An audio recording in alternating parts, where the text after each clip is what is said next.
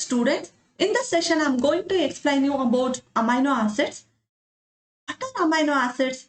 Means these amino acids are the building blocks of the proteins. Any living organism, and just consider any living organism from bacteria to human beings, they are all made up of large number of proteins, and the building blocks of these proteins are the amino acids.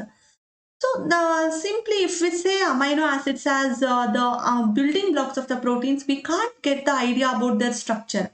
So if I have to explain you the structure of the amino acids, we should know what the acids are and we should know about amines. We know that if any organic compound, if it contains at least one carboxyl group, we call that compound as an acid. Example, acetic acid. See here, this compound contains, because it contains one carboxyl group, we call it as an acid. Example for such acids are acetic acid, or even if we consider, or even if you consider propionic acid or butyric acid, all these compounds, they contain carboxyl group. So any compounds which contain carboxyl group in them, we can call them as acids. Okay. Similarly, if any organic compound, if it contains at least one amino group or amine group in it, we call those compounds as amines. So any compound, any organic molecule, if it is containing one amine group, we can call those group of compounds as amines.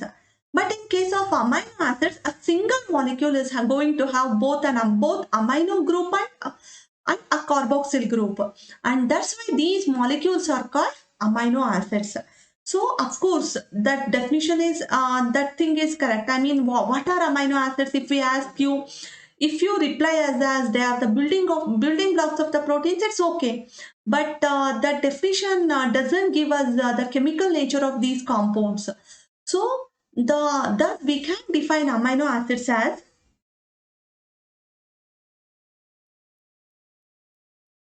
so what are amino acids? We can say that we can define amino acids as any molecule. So any molecule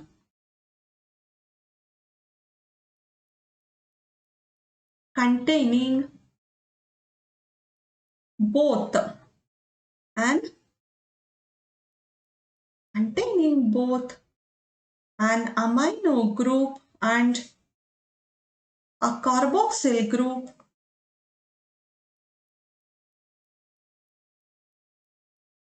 can be called as an amino acid. So it's a molecule which is having both an amino group and a carboxyl group. Okay, that molecule or such molecule can be called as an amino acid. So therefore the definition wouldn't be completed. Okay, if you say these are the building blocks of the proteins, of course they are the building blocks of the proteins, but you have to say amino acid as a molecule which is having both an at least one carboxyl group and an amino group can be called as amino acid. As I have already told you, the living systems are made up of large number of the proteins, and these protein molecules are made up of the amino acids. So the amino acids that are present in the living system, or all the amino acids that are present in the living system, are alpha amino acids. Now the question is, what are alpha amino acids? Again, we know that in any molecule, in the molecule, if it now containing carboxyl group, so just imagine uh, any carbon atom. Okay, just imagine a molecule with carboxyl group or an aldehyde group. Okay, just imagine a molecule with carboxyl group or an aldehyde group. If any carbon attached to this carboxyl group or aldehyde group, this carbon atom, I'm repeating, the carbon atom which is attached to this carboxyl group or even the aldehyde group can be called as an alpha carbon atom. So the amino acid that is, the carbon which is which is going to form, the carbon which is going to form a bond with the carboxyl group or even with the aldehyde group can be called as alpha carbon atom. So what are alpha amino acids then? In amino acids that are present in our living system, in these amino acids, so this is carboxyl group, this is alpha carbon atom. Students, look here, this is alpha carbon atom, and if this alpha carbon atom is linked through, is bonded with an amine group, and that's why these amino acids are called as alpha amino acids. So we know that the carbon atom is having the 4 bonds. Out of these 4 bonds, one bond is occupied by the, one bond is formed by the carboxyl group, and another bond is formed by an amine group, an amino group, and the third bond is going to be formed by hydrogen atom, and this fourth bond is going to be formed by any group like CH3 or CH2OH, CH2SH, like this. So thus, in all these amino acids, see, this hydrogen is called as alpha hydrogen atom. This amino group is nothing but alpha amino group. This is just, we call it as an R group. Okay, because these amino acids, I mean whatever the amino acids that are present in our living system, present in our body, or present in the living system, because they contain amino group attached to this alpha carbon atom, we call those amino acids as alpha amino acids. So whatever the amino acids that are going to form the proteins that are metabolically involved, even though they are not present in the proteins, some amino acids are involved in the metabolism. They are all alpha amino acids. Okay, and this is alpha hydrogen, and whatever structure I have written here is the general structure of the amino acid. It's a general structure. So in the general structure means, see, in all the amino acids, one carboxyl group is there. Attached to this carboxyl group is an alpha carbon atom, and this is attached to an amine group, an amino group, and hydrogen atom, and this R group will be there, and this R group varies from one amino acid to another amino acid, and depending on the R group we are going to name the amino acids, and that's why I have told you this is the general structure of the amino acid.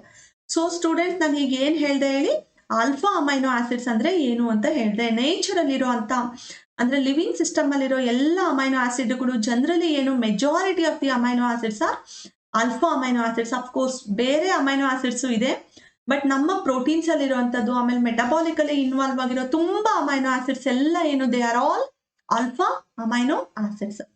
So now let us know the structure of these alpha amino acids one by one.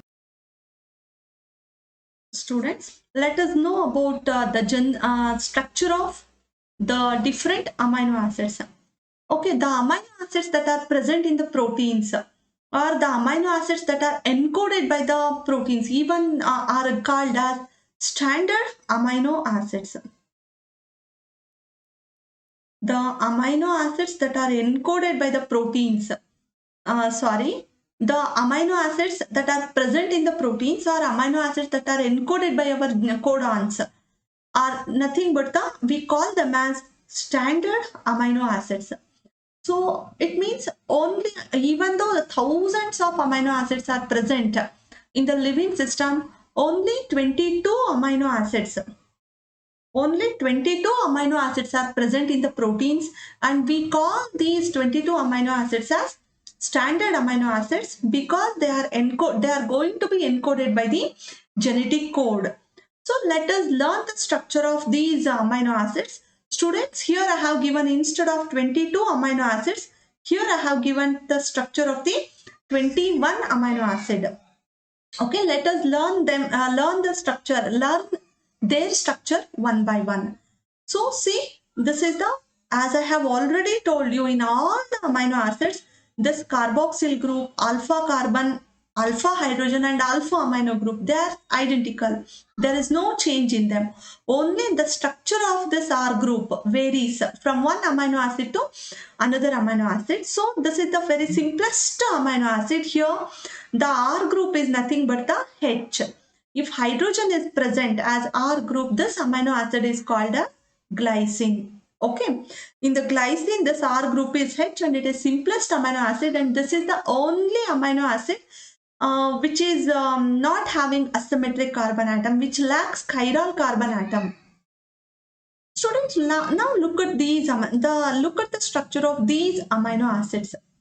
See, in this amino acid, the R group is CH3. The CH3 is going to form, this methyl group is going to form R group, and this amino acid is called as alanine.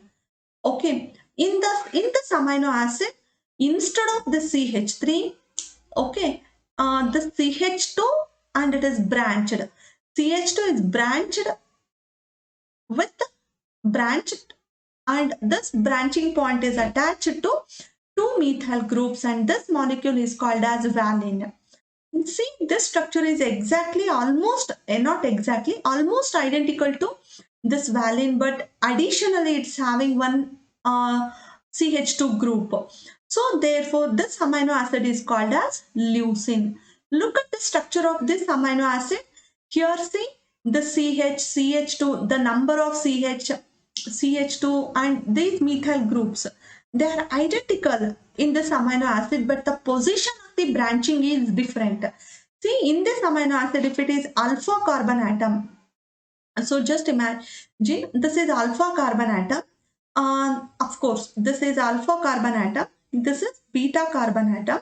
Here, this is alpha, this is beta carbon atom, and this is gamma carbon atom. In leucine, the branching is there at the gamma carbon atom. Here also see the total number of the carbons, that is CH, CH2 and CH3 groups in the side chain are similar to that of the leucine, but the branching point is, see, instead of this gamma carbon atom, the branching point is beta carbon atom, and that's why this amino acid is called as isoleucine. This amino acid is isoleucine. So students, look at these three amino acid. In valine, there is a branching at the beta carbon atom. In leucine, there is a branching at the gamma carbon atom. In isoleucine, there is a branching at the beta carbon atom, but additionally it's having two other carbon atoms, that is gamma and delta carbon atoms are there. So therefore these three amino acids, that is valine, leucine and isoleucine, they are called as branched chain amino acids. Okay, students, now let us know about the structure of the remaining amino acids. See the structure of this amino acid. See, here the R group is CH2, one benzene ring. One benzene ring along with the CH2 is present as R group, and therefore this amino acid is called as phenylalanine. See, CH3. Okay, if it would have CH3, then ನಾವೇನಂತ ಕರಿತಾ ಇದ್ವಿ, ಇಲ್ಲಿ benzene ring ಇಲ್ಲದೆ ಇದು CH3 ಇದಿದ್ರೆ alanine ಅಂತ ಇದ್ವಿ. Alanine ಅಲ್ಲಿ ಒಂದು H ಬದಲು ಏನಾಗಿದೆ, this H is replaced by this benzene ring, and that's why we call it as phenylalanine. So see, the structure is almost similar to phenylalanine, but additionally it's having one OH group, and this amino acid is called as tyrosine. So see, in this amino acid, along with the CH2, one indole ring is there. So this indole ring containing amino acid is tryptophan. Okay, students, these three amino acids, that is phenylalanine, tyrosine and tryptophan, they are called as aromatic amino acids. They are called as aromatic amino acids. Students, now let us have a look at other amino acids. See, in this amino acid, the side chain is CH2OH. It is serine. Okay, this amino acid is called as, students, this amino acid is called as serine. So look at this amino acid. This amino acid is also contains, similar to serine, this amino acid is also, it contains OH group. But along with this OH group, of course, the position of the OH group is, see, this is beta carbon atom. Here also at the beta carbon atom we have OH group. But along with this one CH3 group, methyl group is there. And this amino acid is called as threonine. Both serine and threonine are called as hydroxyl group containing amino acids. Or in the amino acids, if we ask you to give examples for OH group, hydroxyl group containing amino acids, you have to mention the names of serine and threonine. Students, look at these two amino acids. They contain sulfur in them. Okay, so look at this. It exactly resembles the serine, but instead of OH group, it's having SH group. So this amino acid is called cysteine, and in this amino acid, see, the sulfur atom is present. This is beta carbon, gamma carbon is attached with the sulfur, and again the sulfur is attached with the methyl group, and this amino acid is called as methionine. So these two are cysteine and methionine are nothing but the sulfur containing amino acids. Only these two amino acids contain sulfur atoms in them. Okay, now let us have a look at these amino acids. See here the R group is CH2COO minus. See, R group is CH2COO minus.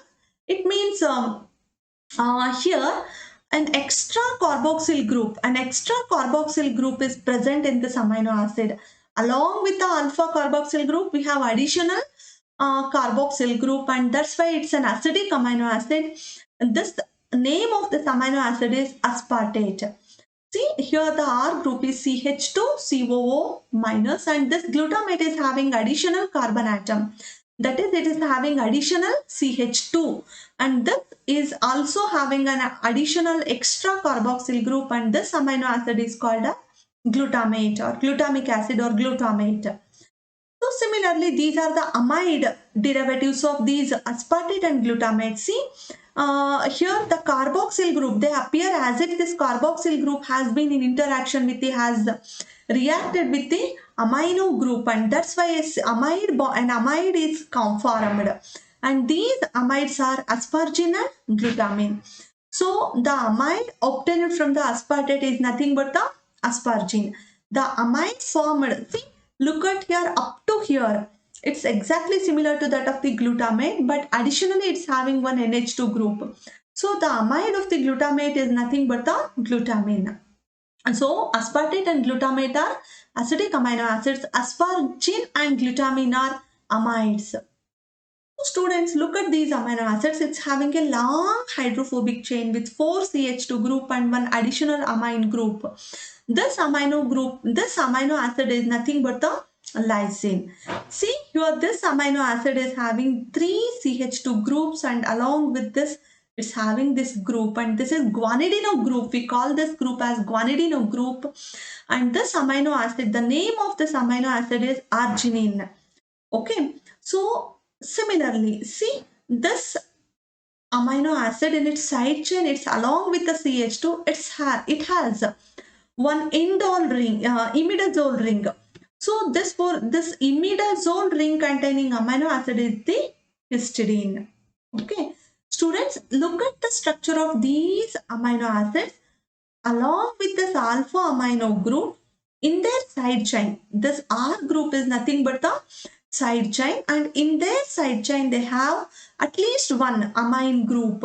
It may be in the form of the NH or NH2C. They have additional some NH groups, and therefore these amino acids are called as basic amino acids, as they contain some additional amine group in them.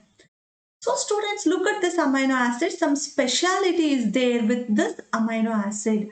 See, in whatever the amino acids that we studied till now, all those amino acids had NH3 plus amino group attached to this alpha carbon atom. But look here, instead of amino group, we have only NH group that is involved in this ring. And this amino acid is nothing but the proline, because it doesn't have any amino group, and instead of amino group, this amino acid is having an imino group. See, even though we call it as an amino acid, we can call it as an amino acid. It is nothing but the proline. This proline is having, instead of amino group, it's having one imino group. Students, look at this. till proline. Okay, all the 20 amino acids are over, and this is the 21st amino acid. See student, just recall the structure of the cysteine. Cysteine structure ಅನ್ನ ಸ್ವಲ್ಪ imagine ಮಾಡ್ಕೊಳ್ಳಿ ಹೇಗಿರುತ್ತೆ ಅಂತ ಹೇಳಿದ್ರೆ. So this is the general form, and in the R group cysteine ನಲ್ಲಿ ಏನಿತ್ತು ಹೇಳ್ರಿ, CH2SH ಇತ್ತು. In the R group of the cysteine is made up of CH2SH. See the students, here also it's exactly resembles the cysteine, but instead of the sulfur atom, it is made up of selenium. Therefore this amino acid is called as selenocysteine. So ನೀವು ಇದನ್ನ ಹೇಗೆ ಬರೀಬಹುದು, ತುಂಬಾ ಸುಲಭ. Cysteine ಅನ್ನ ನೆನ್ಪಿಟ್ಕೊಂಡ್ಬಿಟ್ಟು instead of the sulfur atom of the cysteine, if you replace the sulfur atom with the selenium, then this amino acid is nothing but the selenocysteine. Students, these are the structure of the 21 standard amino acids that are present in the human beings, and it is found that nearly 25 genes are going to encode the selenocysteine, and therefore this amino acid is also included as called as standard amino acid. Okay students, that's all about the amino acids and their structure.